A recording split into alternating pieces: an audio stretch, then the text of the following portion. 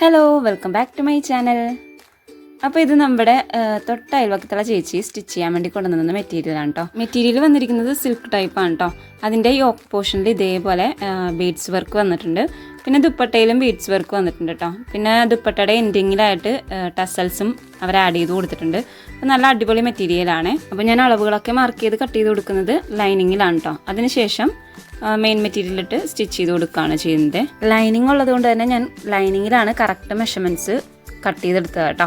അതിനുശേഷം lining main മെറ്റീരിയലിൽ stitch ചെയ്ത് വെച്ചതിന് ശേഷമാണ് കട്ട് ചെയ്ത് മാറ്റി കൊടുത്തത് കേട്ടോ. ലൈനിങ്ങും മെയിൻ മെറ്റീരിയലും ഒന്നിച്ചിട്ട് കട്ട് ചെയ്തിട്ട് അങ്ങനെ വേണമെങ്കിലും സ്റ്റിച്ച് ചെയ്തെടുക്കാം കേട്ടോ. ഞാനിതിപ്പോൾ ലൈനിങ് കറക്റ്റ് മെഷർമെൻറ്റിൽ കട്ട് ചെയ്തെടുത്തിട്ട് നല്ല മെറ്റീരിയലിൽ സ്റ്റിച്ച് ചെയ്ത് കൊടുത്തതിന് ശേഷം ബാലൻസുള്ള പീസ് ഇതേപോലെ കട്ട് ചെയ്ത് മാറ്റുകയാണ് കേട്ടോ ചെയ്യുന്നത്. ഇതിപ്പോൾ ഒഴുകിക്കിടക്കുന്ന ടൈപ്പ് മെറ്റീരിയൽ ആയതുകൊണ്ടാണ് അങ്ങനെ ചെയ്ത് കൊടുക്കുന്നത്. കോട്ടൺ ടൈപ്പൊക്കെ ആണെങ്കിൽ നമുക്ക് ഒന്നിച്ചിട്ട് കട്ട് ചെയ്തിട്ട് സ്റ്റിച്ച് ചെയ്ത് കൊടുക്കാവുന്നതേ കേട്ടോ. അപ്പോൾ ഇതേപോലെ ഞാൻ സ്റ്റിച്ച് ചെയ്ത് വെച്ചതിന് ശേഷമാണ് നെക്ക് ചെയ്ത് കൊടുക്കുന്നത്. അപ്പോൾ നെക്ക് ചെയ്യാൻ വേണ്ടി ക്യാൻവാസിൽ കറക്റ്റ് നെക്ക് മാർക്ക് ചെയ്ത് കൊടുത്തിട്ട് ഇതേപോലെ ലൈനിങ്ങിൽ സ്റ്റിച്ച് ചെയ്ത് കൊടുത്തിട്ടാണ് ഞാൻ നെക്ക് ചെയ്ത് കൊടുത്തേക്കുന്നത് കേട്ടോ.